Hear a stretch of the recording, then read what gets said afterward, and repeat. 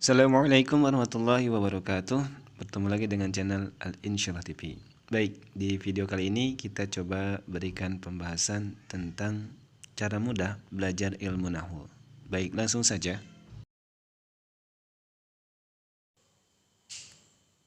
Kita mulai dengan kata talibun.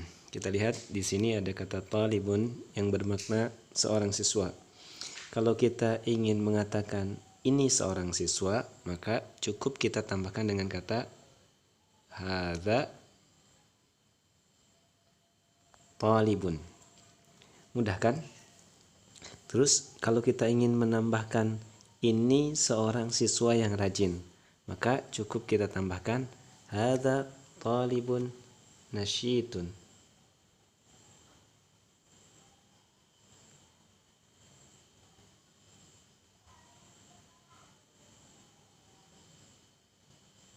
Oke? Mudah kan? Hadza talibun nasyitun. Lantas kedudukannya apa? Untuk hadza, ketika hadza talibun, kedudukan hadza adalah sebagai mubtada. Kita simbolkan mim. Kemudian ketika hadza talibun, talibun kedudukannya sebagai khabar.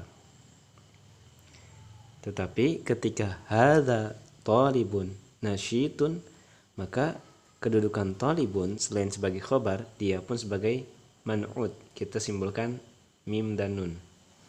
Sedangkan nasyitun kedudukannya adalah sebagai na'at. Kita simbolkan dengan nun. Oke, mudah kan belajar nahwu?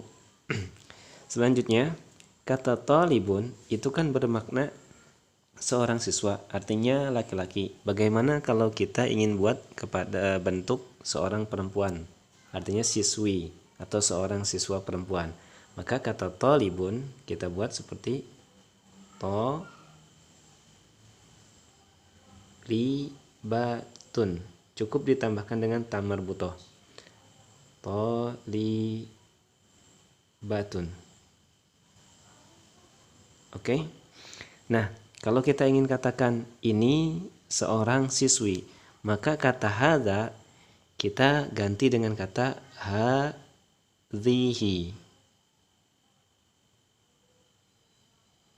Nah, hadhihi talibatun. Ini seorang siswi. Kemudian, kalau kita ingin tambahkan ini seorang siswi yang rajin, ingin ditambahkan na'atnya, maka cukup kita buat kata nasyitun menjadi nasyitotun.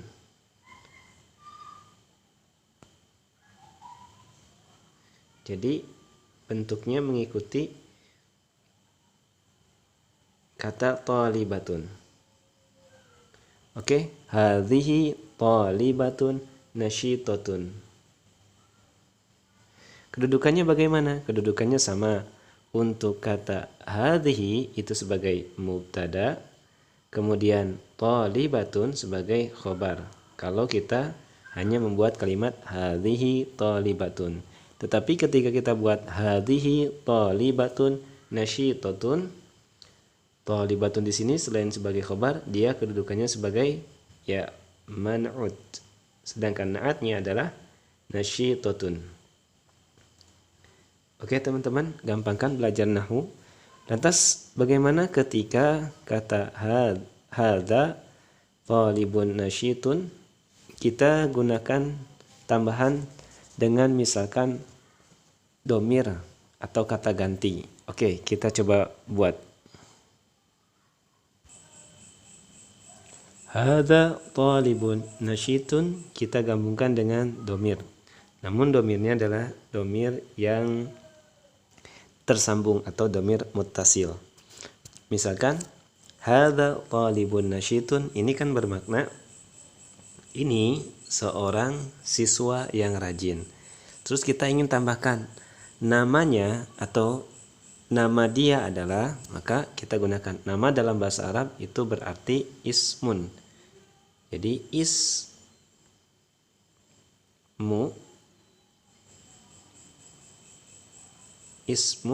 Nah, ketika kita mau membuat namanya, nyahnya itu cukup ditambahkan dengan kita berikan warna yang beda. Namanya berarti ditambahkan dengan hu. Ismuhu. Nah, hu di sini atau ini yang disebut dengan dhamir muttasil. Hu di sini kembali kepada kata thalibun. Jadi ismuhu, namanya, nyah di situ adalah thalibun.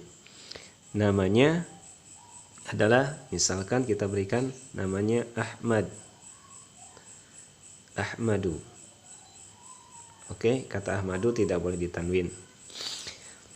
Hadza talibun nasyitun. Ini seorang siswa yang rajin. Ismuhu, namanya Ahmad.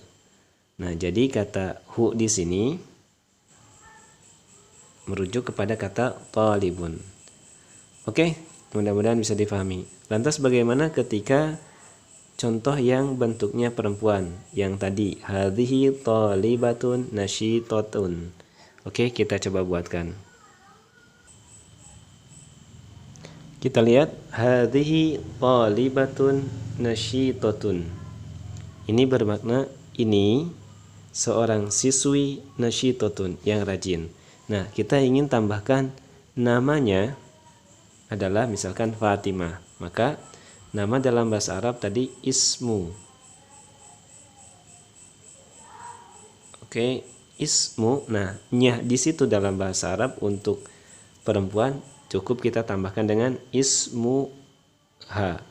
Jadi ismuha berarti namanya, ha di sini kembali kepada thalibatun. Ismuha, oh maaf, ini bukan ismaha tapi ismuha. Ismuha. Oke. Ismuha, namanya kita berikan misalkan Fatimah.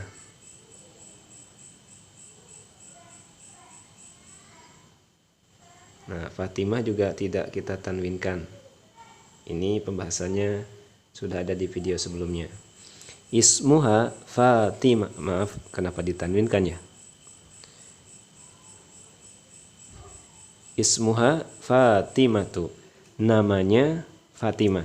Oke teman-teman, gampang kan? Mudah-mudahan bisa dipahami. Demikian, terima kasih. Assalamualaikum warahmatullahi wabarakatuh.